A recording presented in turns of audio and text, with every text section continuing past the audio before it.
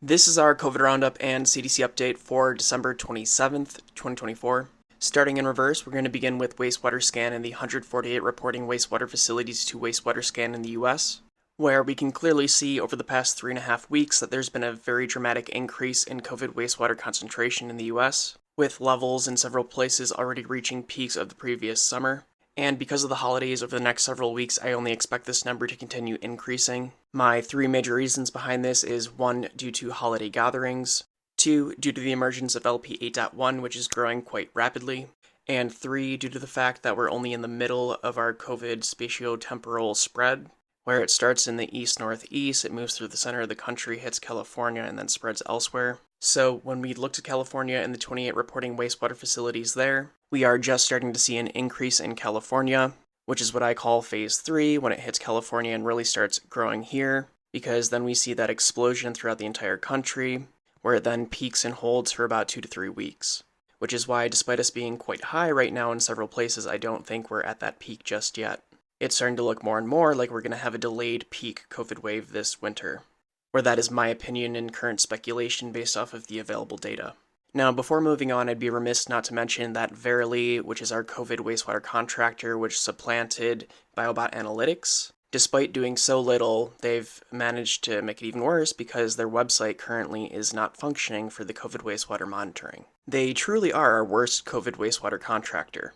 I will die on this hill, they never should have gotten the contract over Biobot Analytics. Error 304, an unexpected error has occurred. Anyways, moving on, the CDC's NWSS program even has COVID wastewater levels at high nationally, which is incredibly annoying because they have been high. And announcing this Friday, December 27th after the holidays really does not help anyone for the people that use this to gauge if they should be wearing a mask or not. Their update is too little too late, which is why their viral activity levels, which are incredibly non-sensitive, are a terrible way to measure COVID in the wastewater. They need to standardize how wastewater is collected in all of their facilities. It's a long overdue problem, and it's continually resulting in delayed responses, which frankly is unacceptable. Next, looking over to the CDC's COVID epidemiologic tracker, we had those increases in the north-northeast. It's moved throughout the center of the country, and it hasn't yet hit California. Typically, once it hits California, it really starts to spread north and south, and that's when we're in our full-blown period of the wave.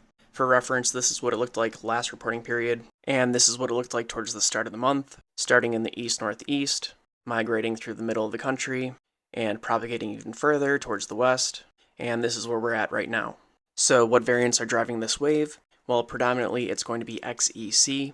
While it is trailing out, some infections are certainly going to be of KP3.1.1, and then we have LP8.1, which has been on the rise, which as of last week was making up about 8% of all variants by proportion in the US, where most likely your infection right now would be XEC, but it's of my opinion that LP8.1 is going to be driving the rest of this winter wave, where hotspots of LP8.1 are currently in California and New York. Next, looking over to Mike Honey's analysis, we see that XEC globally is continuing to be on the rise, making up between 30 to 60% of all variants tested.